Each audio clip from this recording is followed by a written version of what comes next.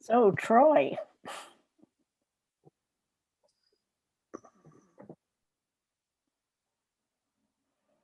I'm getting bigger and bigger.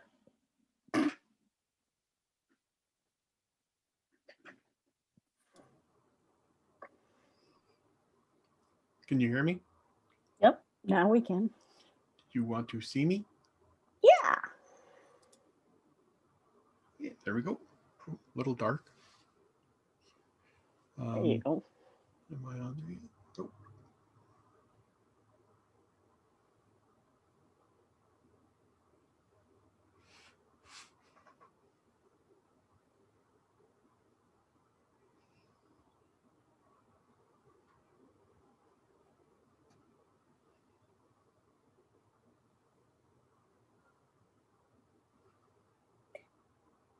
So, Troy, can you tell us a little bit about what you're going to be presenting? Sure. My name is Troy Lindstrom. I'm an illustrator from Prince George, BC. I'm an artist with a disability, and my focus is disability arts. As a person with disability and art with people who have a disability as the subject. I've been an artist all my life. It's just the last few years I've gotten into portraiture. And today I am working on a poster called I'm a Person with a Disability, hashtag not a drain on society. And this is a series of pictures where I'm trying to emphasize stigmas people have towards people with disabilities. I've done other ones like I'm a person with disability, not a monster, and then I did an illustration of Frankenstein. And then in the center of the installation will be an illustration of myself, and all it will say is I'm a person with a disability.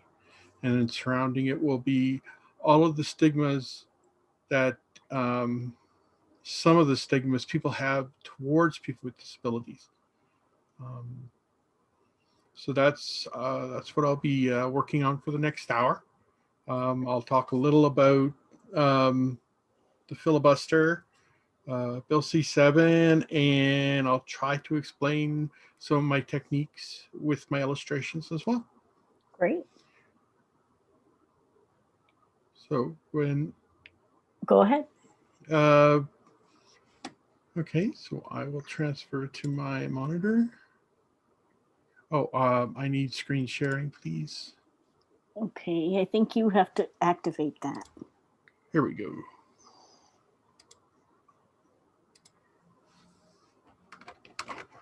Uh-huh. I'm just waiting for it to come up on screen. So this is the work I've done so far. And if you could give a brief description just for those of us who are blind. Oh, sure. This is a line illustration of the vampire from the vampire movies in the 40s, 30s, and 40s, Nosferatu. He's the subject of the picture.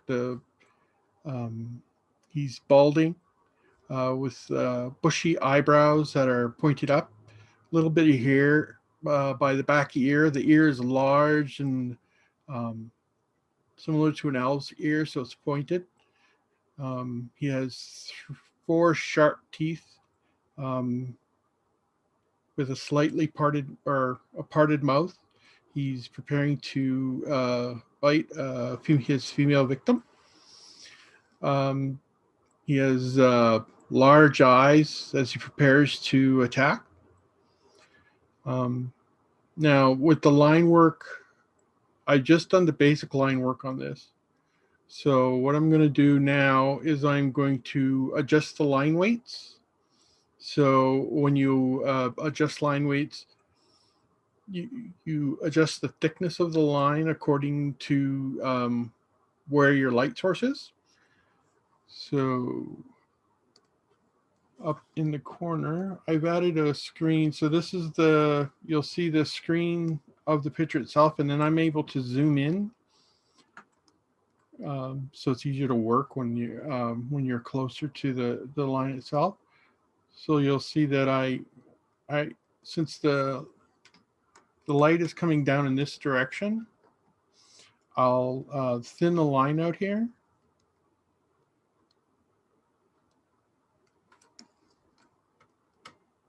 And anywhere there's a shadow, you're going to have a thicker line.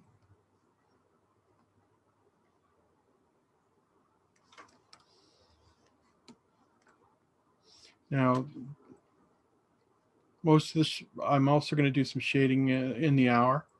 So the back and the jawline will have a heavier line because there's less of a light source on it. Make this neck thicker. Now with digital art, I got into digital art because frankly, it was just cheaper than traditional.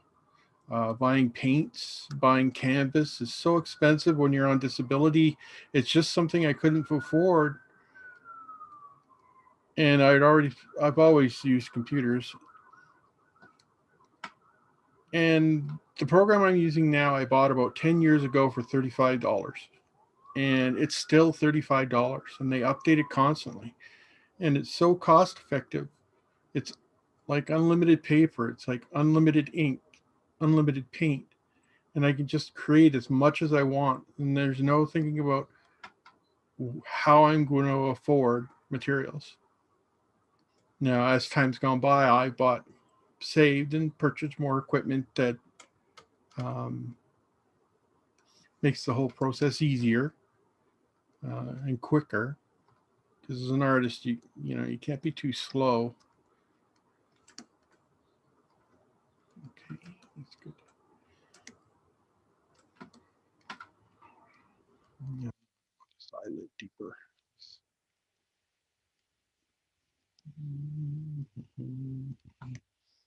And again, with your line weights, if you have a heavy frown line, you're going to have a heavy line weight. And then as it tapers, you taper the line. And you can even remove the line completely, but the viewer's eye will still see the line connected. It's like it's there, but it's not there. Okay.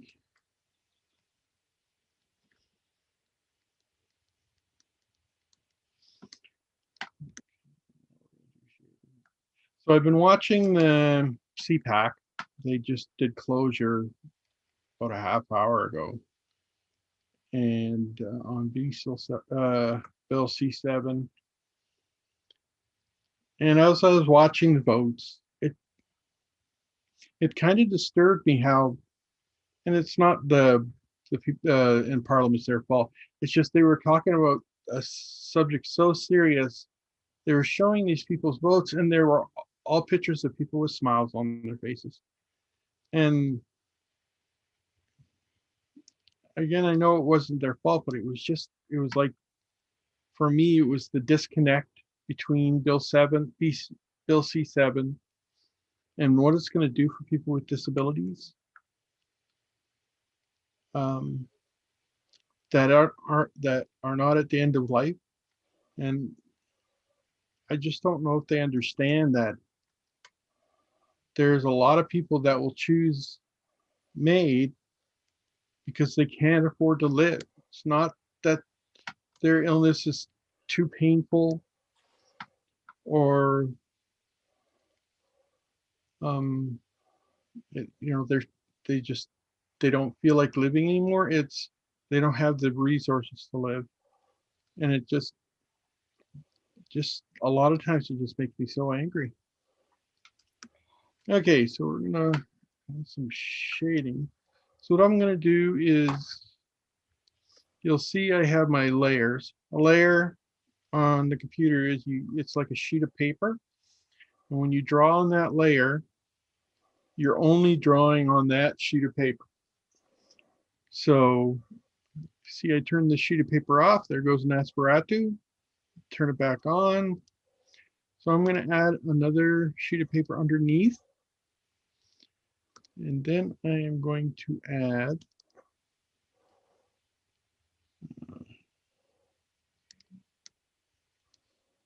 dark enough.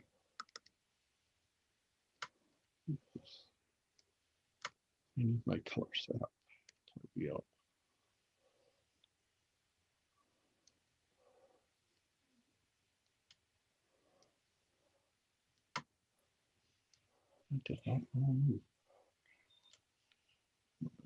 This is Amy. I'm just going to jump in here and make a comment, which is that today Canada is observing the first anniversary of the COVID pandemic. And it seems really ironic to me that as Canada is mourning the 22,000 people who died from COVID-19, at the same time, Parliament is pushing a bill that will kill many more people who don't need to die. And they don't need to die because if we had a public policy that enabled people to live in their own homes rather than being stuck in institutions, there would be a much lower demand for euthanasia. So I think it's pretty ironic that at the same time they're mourning the people who've died from COVID, they're pushing more people to die. I talked about this on Twitter today. People are talking about the 22,000 people, like you said, that died of COVID today. And next year, like I think the number was 5,000 people chose MAID last year. And next year, that number is going to be 20, 30,000. It's going to be more people than died of COVID. And the thing is, I don't think people will care. We will care because it's our group. It's people we know. But I just don't see the general public just giving a damn. That seem to have their own life. Like Canada has this reputation of, oh, we're all so super nice. The thing is, there's so much discrimination against people of color, people with disabilities. If you're seen as not having worth, then you're left to die. And if C7 goes through, it will dwarf how many people have died of COVID within the first 2 years easy. Yeah, and actually already more than 20,000 people have died from euthanasia since it was legalized in 2016. Yeah. So the numbers are comparable at this point. And as you say, it's going to get more, the number is going to get bigger if people who are not at the end of life are allowed to be euthanized. And what do Canadians think when that number gets to 300,000? The amount of people that were murdered in the genocide during the Second World War in Germany. Yep. The Action 7, people, yep. Or the T4, yeah, and it was a lot of times it was the doctors that sent these people to die. And I used to have a really good doctor. Well, I used to live in Smithers, BC. And whenever I wanted to work on something, with my arthritis or something else, because with psoriatic arthritis, when I lived in Smithers, I had scaling over about 40 to 60% of my body. Or it was the depression. Whenever I wanted to work on something, she was there for me. And then I moved to Prince George because it was closer to family, and there was more opportunities here because it's a larger city. It's about 70,000 people.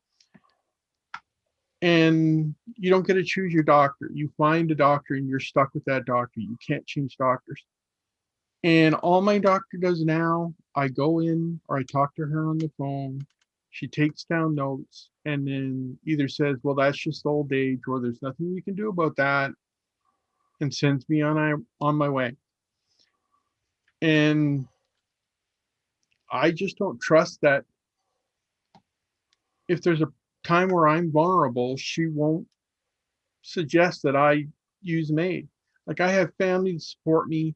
They would never let that happen to me. But sooner or later, I'm going to be on my own. And it's really scary. I know a lot of disabled people who will not go near a hospital without an advocate with them because it's so dangerous. Because as you say, doctors are suggesting euthanasia to people, and when a person feels ill and defenseless and is stuck in a nursing home or stuck in an unlivable situation, euthanasia starts to look good. And it's not the disability, it's the uh, public policy that's depriving the person of what they need to live well. The supports they need. Yes, exactly. Okay, I've added, I filled gray on the face. So now I'm, with my art, it's a lot about, it's similar to sculpture. I'll add and remove, add and remove. So I've added gray to the entire face. And now I'm removing wherever I'm going to have a highlight or the eyes or the mouth. I'm back to what we were talking about. I had a friend in Smithers. He was in his 60s and 70s, and he started to get quite ill. And he had cancer before, so he was still quite active. In the end, we found out it was tuberculosis. But before any of them knew anything, because he had cancer before, his doctor told him, well, you might want to think about not fighting it. And he still had a full life. He had a wife and he had so many friends. He was one of those really happy people. And I just couldn't believe that his doctor said to him, maybe you shouldn't fight it. Because it upset him too. It really upset me because he was a really close friend and I didn't want to lose him. And he lived with it for another 3 or 4 years. And finally the cancer took him, but he fought it.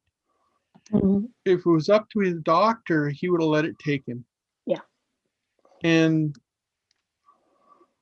you know, I know doctors are and nurses are working hard, but there's still that bias that they have towards us that in the end, they they have they may have full lives with families, a good job. So when they look at us, they think they feel sorry for us and they think, well, maybe our life isn't good enough. And it might not be good enough for them, but our lives is what we make it. And if we're happy, we shouldn't be coerced into ending that. Yep. And the fact that doctors are carrying around these belief systems, and it comes into the way they treat people. And so it's hard enough to battle the cancer. It's hard enough to battle the lack of supports. But if the people around us are giving us the message that our life is not worth living, that is a serious problem. And there's a disabled psychologist named Carol Gill who began documenting this and writing journal articles on this back in the early 90s, as long ago as that, where she studied the reactions of medical professionals to disabled patients. And even as early as the 1970s, rehab professionals were observing that even if a person at the beginning, just post-injury or post-acquired disability, if the person was suicidal, felt like their life was over, if they had support and the resources they needed to live independently, those suicidal feelings abated, disappeared, and the person eventually considered their quality of life as equal to that of a non-disabled person. And that is actually called the disability paradox. It has its own name, this idea that it's not just, it's that that life with a disability is not a fate, whereas death is known as the disability paradox, because non-disabled people have such a hard time believing that that could be true. And I read a book years ago, and the book was on happiness and how the richest people in the world can be miserable and take their own lives. Well, people that live in a third world country that have their families are happy. You know, they struggle, but it's with their lives they have made a life for themselves and they're happy. And I don't think people can understand that you can have a disability, even a severe disability, and still make a life for yourself where you're happy. Because it sounds like they just feel like we're miserable all the time. Yeah. And a lot of the time, I'm so angry is because of how people treat the disabled. Mm-hmm. And And that's why the part of C7 that would allow people whose reason for requesting euthanasia is a psychiatric disability is so dangerous. Because for me, in addition to my visual impairment, I also have PTSD and chronic refractive depression that's treatment resistant. And so I struggle with depression and suicidal feelings a lot. And yet it's almost impossible as a disabled person to find support from somebody who doesn't believe that life with a disability is a fate worse than death. And if you're trying to get therapy, oh, finding a therapist who isn't putting you in that box is very difficult. well, just finding a therapist. Yeah. When I moved to Prince George, I moved away from my friends. I had my family here, but it was still hard. And I had depression already, and that built on top of that. And just finding counseling was just about impossible. I was lucky that UNPC in Prince George has a counseling program that they use. Um, it's so students can get the experience they need, and it's overseen by their teachers. The teachers watch on a video while the students help the people, and I found it immensely helpful. Mm. Like, I've had depression, but I've never had the suicidal thoughts because I'm very, very lucky to have the family I have. Mhm. And, but it was, even without those thoughts, the anxiety that comes with it, it was like, I had a heart attack a few years ago, Mm. um, when I was 48. And I didn't know if it was one of my panic attacks. That's what I thought it was at first. And that's how my panic represents. It's pain in the chest. Ah. And that's how bad my anxiety was in the past that I couldn't tell the difference. Mm. Um, and just getting the help you need. Like with my doctor, whenever I talked about my mental health, she would ship me off to she would say I should talk to the nurse, that they had I think it was an RN there. Like a psychiatric nurse? No, just they're oh, sorry, I can't remember the name. They're more than a nurse, but less than a doctor type thing. Mm-hmm. Mm-hmm. Um, and she was great. I loved her. Sadly, she moved away from their practice because she went to work at Northern Health, and but she would always listen, and that was the type of, like, she never pushed. She's somebody I trusted, and I'm really sorry that, like, she went on to better things, but I lost a trusted caregiver. Yeah. Um, and the thing is, the way with that our medical system is now, you don't get a choice with your doctor. Mm-hmm. Like, your doctor can be horrible, and you're stuck with them. And And it's just how it's so ingrained in the medical community. And I don't know how it could ever change. Mm. Well, I mean, one of the ways it can change is for people to be living in the community and not be warehoused in institutions.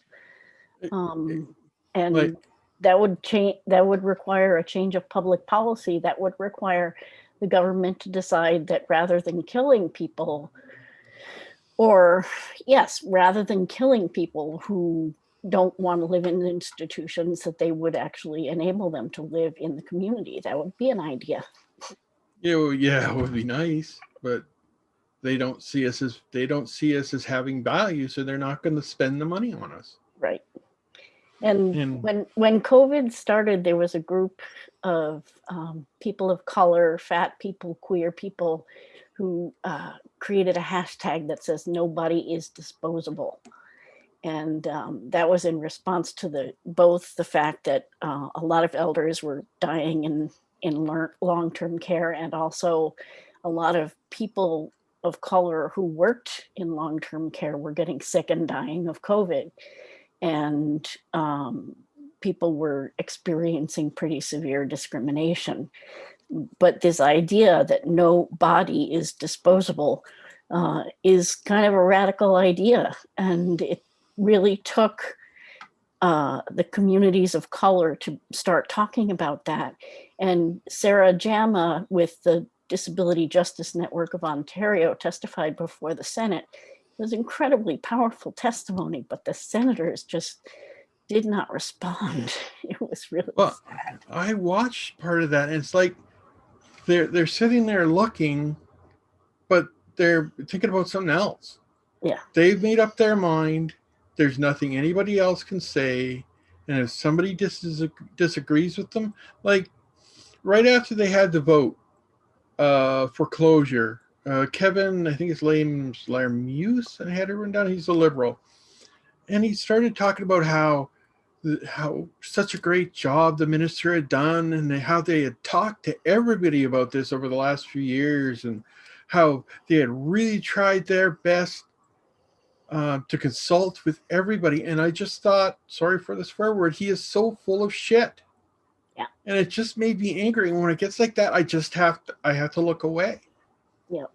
Just for my own mental health. It's infuriating. And I don't know how if they keep doing this to us, I don't know how they expect us not to become radicalized. Because right now, the rage building in me about what they're doing to us, and it's not like I can go and chain myself to the door of the local media outlet because they just think I'm a nut. And off I go. The RCP would come, throw me in a cruiser, and off I would be gone. Mm-hmm. And that's the only personal way I could see Canada seeing us. If when the First Nations started their blockades, Mm-hmm. The wet sweating up in Smithers, because that's where I used to live. Mm-hmm. They've been out there for months and months and months, and you would hear a blurb here and a blurb there. But once it started to move across Canada, people started to notice. Once it started to hurt their pocketbooks, people started to notice. Mm-hmm. And my feeling is, until we get to that point, as people with disabilities that could find a way to make that point like that, Mm-hmm. I don't know if they're ever going to see it, because I've been an NDPer my whole life. I voted for Nathan Cullen the entire time he was in Parliament, and they're abandoning us. Yeah. Like they voted against closure, but that doesn't mean they're not going to vote with the bill tonight, because I think a lot of them will. Yes. And they're supposed to be the party of the little guy and people that are in poverty, and they're throwing us under the bus. Yes, they are. And who do I vote for? Like, the Conservatives are with us. but they're not our allies. Right. They have no problem letting us starve. And like they want to stop this. I think it has a combination of they just want to give it to the liberals and the social conservatives that the right to life argument with them. They don't want this as well. Yep. So I welcome their support in stopping this, but I know they're not our allies. So who do we got left? Right. Nobody in politics wants to help us. Yep. And one of the things that's frustrating about dealing with progressives is they have this, they drink the Kool-Aid about this idea that this is choice, and they refuse to dig deeper. They refuse to even scratch the surface to realize that there can be no free choice to die if people with disabilities and elders and people who are stuck in institutions don't have a free choice in where and how they live. And they don't want to acknowledge that. And as long as there are some disabled people who will come forward and say, I want euthanasia. Papa. Did somebody get? And the thing is, they think it's best for us. And when they get those people with disabilities, like the minister, and in the Senate, that's all they need is that one person. And some of these people are wealthy people. They have the resources to live their life, and they've romanticized death that they'll go out with, how they choose, and it's some big romantic gesture, and it doesn't matter to them that the people that live in poverty won't have a choice. Life will beat them down because they don't have the resources they need to live even a tenth of these other people's lives. It will beat those people down until they can't take it anymore. Then they'll go to a doctor who will happily give them an injection, and then they'll be dead. Mm-hmm. And one of the grotesque things is, they're gonna take these people. Like, I suspect at least 20,000, 15,000 to 20,000 next year.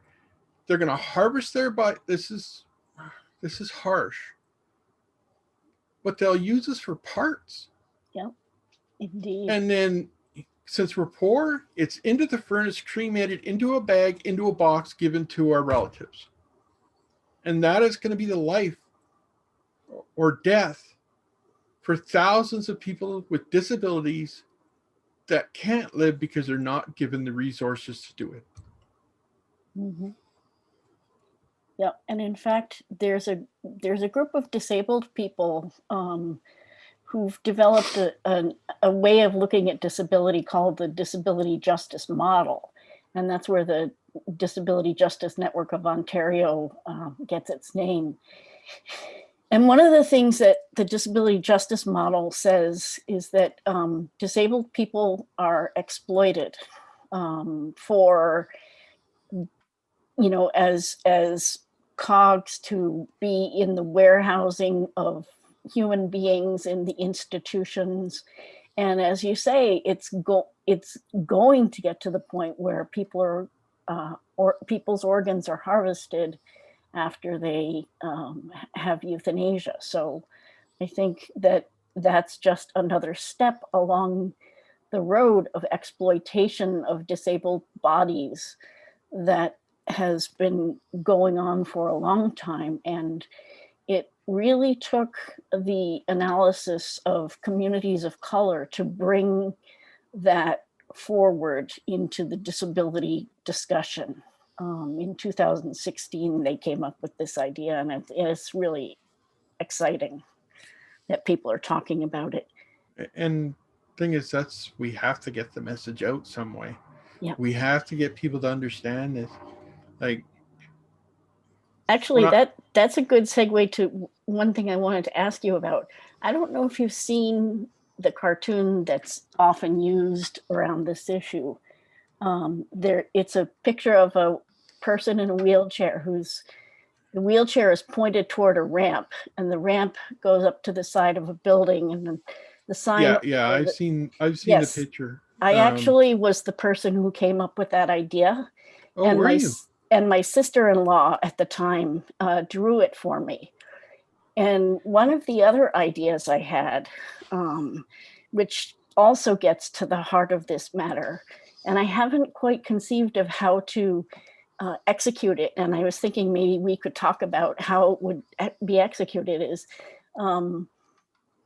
the idea that when teenagers or LGBTQ people, or any number of protected people make suicidal gestures, or attempt suicide, society is mobilized to prevent their suicides. But when disabled people express the same wish to die, everybody's like, yeah, go ahead, do it. So one of the ideas I had was a lineup of people on the top of a tall building, and one of the people is a First Nations adolescent, and everybody's saying, don't jump, don't jump. And then the next person is a person in a wheelchair. Everybody's saying, jump, jump, jump. But I don't quite know if that's the way to execute it or not. Yeah. Well, I thought the picture that with the ramp was so impactful because it was so true. Yeah. And that's their, like when I commented on, the minister did a post about how they got ramps, funding for ramps for a center in Toronto, I think it was. Mm-hmm. And somebody posted that picture because I had said something about MAID. They're just, they're putting in ramps so people have access to MAID. Yeah. And the picture itself spoke exactly to what I was thinking. Yeah. And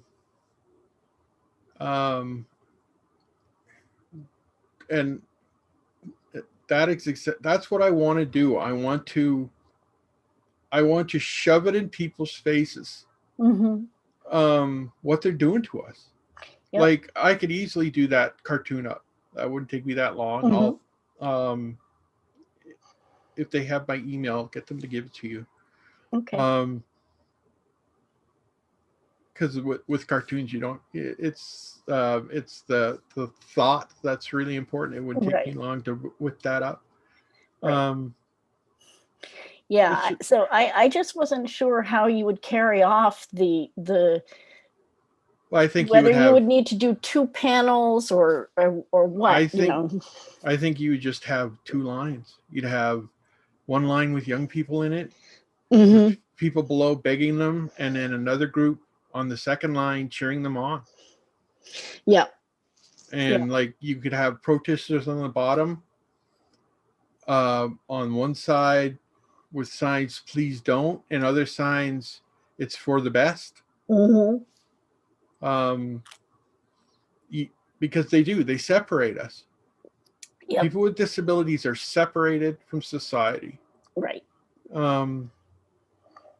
There's a Microsoft talk about, I am so bad with names.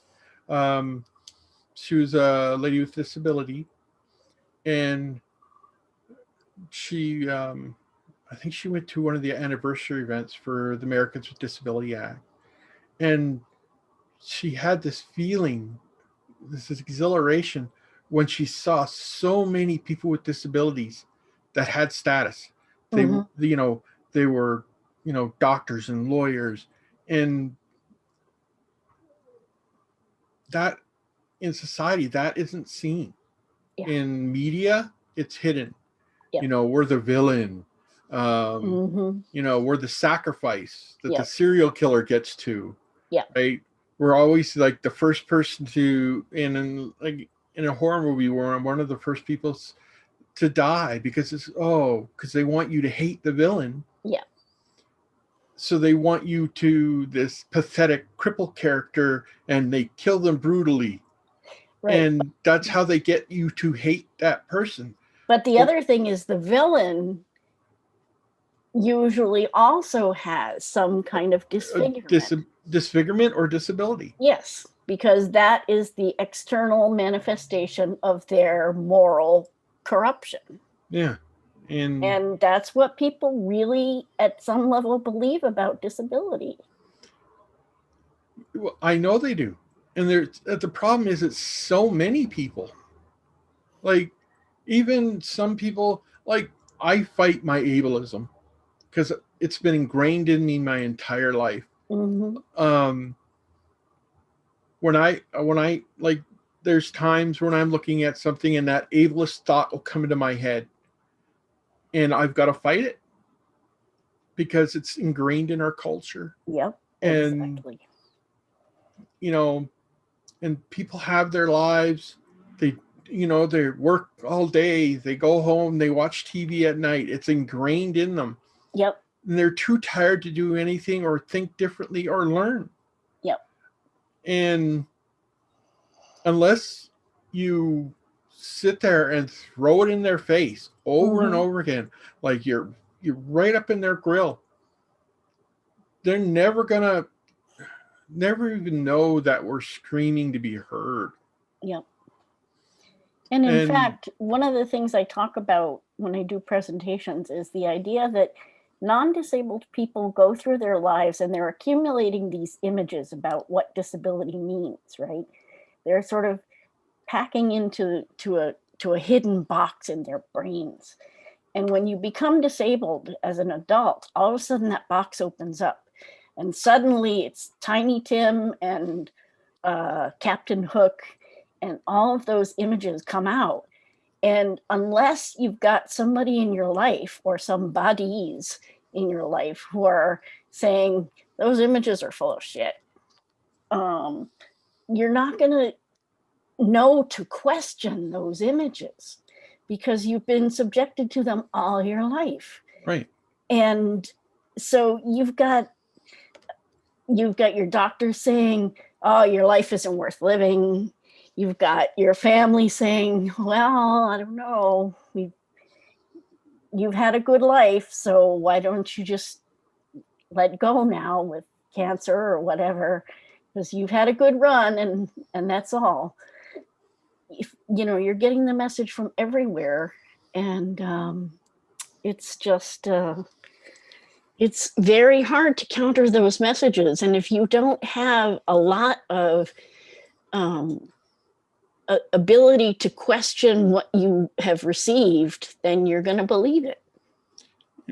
And the thing in Canada, our government is doing it in the open now. Right.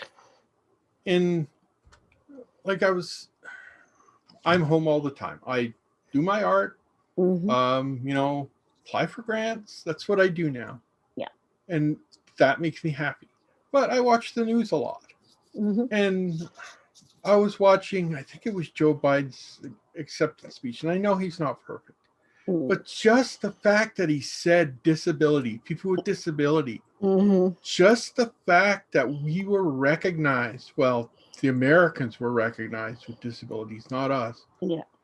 It made me so happy. And I think it was because we never hear it from our politicians. Yeah. Like even the politicians that are supposed to represent us, like the minister, nothing now. Like they tout their $600 that they gave to 23% of us? Yeah. That they helped when they didn't do nothing. I think she has 4 portfolios and we're the last. Like she's got economics and sport and I don't know what else. And I think she tweets about disability, like really tweets, not just retweets, tweets like once every 2 months. And none of our politicians see us. And I like you look at the resources they're putting out in the States, and I know they're a richer country. But, they're giving those, well, they gave 600, they gave money early in the pandemic, and then they're giving another 1,400 to people that make under 100,000, I think it is. People with disabilities that live in poverty will get that money and it will help. And then they will take that money and they will spend it on things they need right away, which will help their economy. And what is ours doing? Nothing. Like BC, I live in BC, and I feel lucky that in the beginning of the pandemic, we got a supplement of an extra $300. And that helped because, you know, in the beginning of the pandemic, I went out once a month for the big grocery shop to Costco's because I was scared to go anywhere else because I'm immunodeficient. Yep. And I live with my 76-year-old mom. I don't want to get her sick. You know, I help take care of her. She helps take care of me. But I don't want her to get sick. So I was strict about who came in the house. And we went out like once a week for food, little bits that we need, and then the big shop. And that $300 helped. There's so many other provinces, they gave nothing to the people on their disability rolls. And I felt guilty because, you know, I was so lucky. I got a grant from the Canadian Art Council. And then that $300 a month, I was able to buy the stuff I needed and not have to worry about eating, not have to worry about medication. But I knew there were so many that didn't. So many people like me that didn't have those resources. And then as it went on into the summer, nothing was coming from the feds. Other provinces were cutting back. Even British Columbia eventually cut that stipend back to $150. So I live on $1,100 a month, and they expect us to survive during a pandemic with that. Yeah. And I know I'm doing better than most other people with disabilities in most other provinces that are on disability. And I just rage about it. And of course, nobody hears it. They just pass it off as, you know, just some, you know, minor crybaby. Yep. And that also infuriates me. Or when they come up on Twitter and they give you some stupid intellectual, you know, talking points that they parroted from somebody else about how this is a good thing. Yeah. Or even the people that have I've had several people come and say, well, my relatives have used this. And I'm sure their relatives that use this, you know, had the support. They had money because the two that came to me, it was cancer. And they were over 60 type thing. And so, like, I don't know, but it just assumed to me that they had resources and they chose, but so many people aren't going to. Yep. I mean, one of the things that's frustrating is that disabled people, I just lost my thought. It's gone now. I do that all the time. That's what happens when you hit 60. I'm 52. I'm getting there. Yeah. No, I'll be 60 in August, so I'm not quite there yet, but I think my brain already ran ahead. Yeah. I find, like, with my disability, it's arthritis. Is it rheumatoid arthritis? It's called psoriatic arthritis. So okay, if you know what psoriasis is, yep. Then yes. This is the like 5% people with that'll get the arthritis. When I was first diagnosed with lupus, they thought I had psoriasis, and they did a biopsy because they didn't want to give me UV treatments if I had lupus. So they did a biopsy. Yeah, no, that would have been good. So I never found the UV treatments really worked. Yeah. Okay. I use Humira. Yes, I have a friend who's on that. My heart doctor didn't like me using that, but it works. Yeah. Like, I'm still in pain from the arthritis, but it ain't as bad. Yeah. And the scaling that the psoriasis that comes with the Mm-hmm. psoriasis, that Yep. was Yep. like, I used to have 46% of my body. So it was over, it was all my scalp, my face, Mm-hmm. my arms. So when I was drawing, I'm a person with a disability, not a monster. Mm-hmm. And I've also done another one, not a freak in nature. That's how people treated you sometimes. Yeah. Treated me sometimes. Yeah. Like, oh, I don't want to get near you because I don't, is that contagious? I don't want to catch it. And it's a genetic disorder. You know, I inherited it from both sides of my family. Mm-hmm. And, you know, I can't fault them for not knowing that, but still, just oh, I don't want to get it. Like, if I was contagious, I'd run around and infect people. Yeah. So that was, but that was a long time ago. The Humira works pretty good for me. All my scaling is gone. Okay. The damage that was done to my joints, like I have fused spine, hands, feet. That was done in the first 6 years. That was my early 20s. They can't fix that. That's just, but it's not getting worse. So that's a good thing. And it doesn't stop me from doing my illustration, which is also a good thing. But it's hard. You know, I want to go to, someday I want to save enough money, and I'm hoping I can do this, to travel. I'm, you know, farthest I've been out of Prince George is, I went down to Tucson to visit my brother. Mm. And I love all things Japanese, because that came from when I was a kid. I watched, you know, the Japanese cartoons. Yep. And then I started, you know, when you look into that, their culture, the food, everything is about the aesthetic of it, the art of it. Mm-hmm. Like, even creating furniture, it's about craftsmanship. Yep. And then I just fell in love. Yep. And I want to go there. You know, I want to, you know, and with my art, I can see myself getting there. Mm-hmm. Just, you know, showing my art more, teaching people what's happening with us. Yep. And then I know, well, I hope the opportunities will appear in the future. And that gives me hope. Like, Yep. I've tried to do the, get a job just to get a job.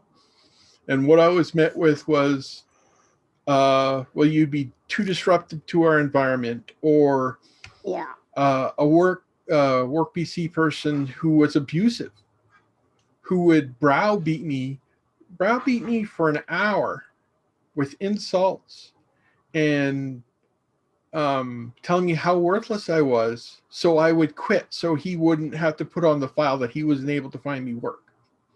Mm. And luckily, I think it was the Disability Alliance of BC, I had said something and they helped me.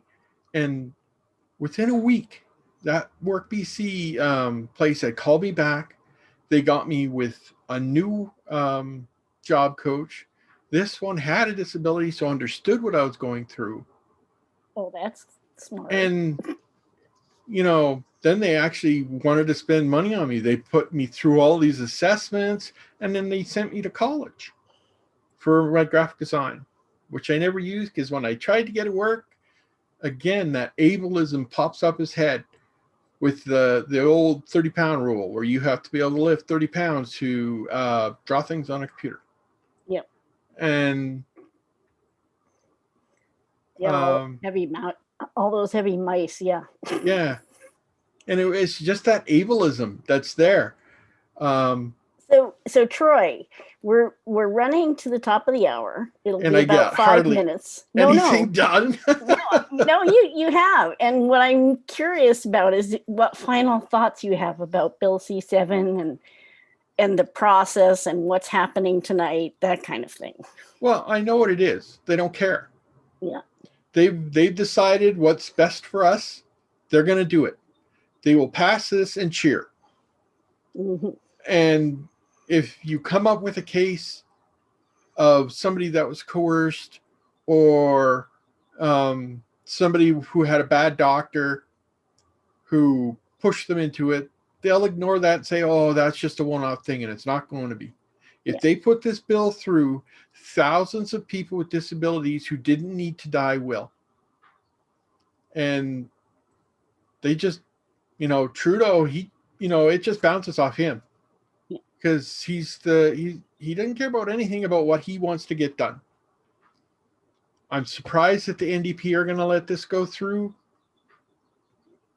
But what can I say? In the next election, I don't have anybody to vote for. I've voted in every election since I could. It's like 30 years. In the next federal election, I'm not voting NDP if they pass this. Yeah. So I don't know who I'm going to vote for. So yeah, those are my final thoughts. I'm just really pissed off. Yeah. And people are going to die that don't need to. Yes, indeed. Indeed. So do you want to take a minute to describe the changes that you've made to the drawing since we started? So I've added a gray to the entire face. So that's my base color. Because the vampire, is the undead. So they're going to be, I think it's an alabaster. It's going to be like a white granite color. And then I've removed highlights. So in the gray, all I did is bring the eraser tool out. Where I wanted to highlight, like the eyeballs are white. So I removed the color from that, tips of the ear, bridge of the nose, wherever your light source is coming from. In this case, it's coming from the top right. Okay. And then I put a heavier shadow on the left side. Okay. And then I removed by creating another layer. I added more gray and then removed, like I do, to create more highlights and to give the picture itself more depth. And my process is I'll keep doing this. If I don't like something, I'll just keep reworking it. Again, like sculpture.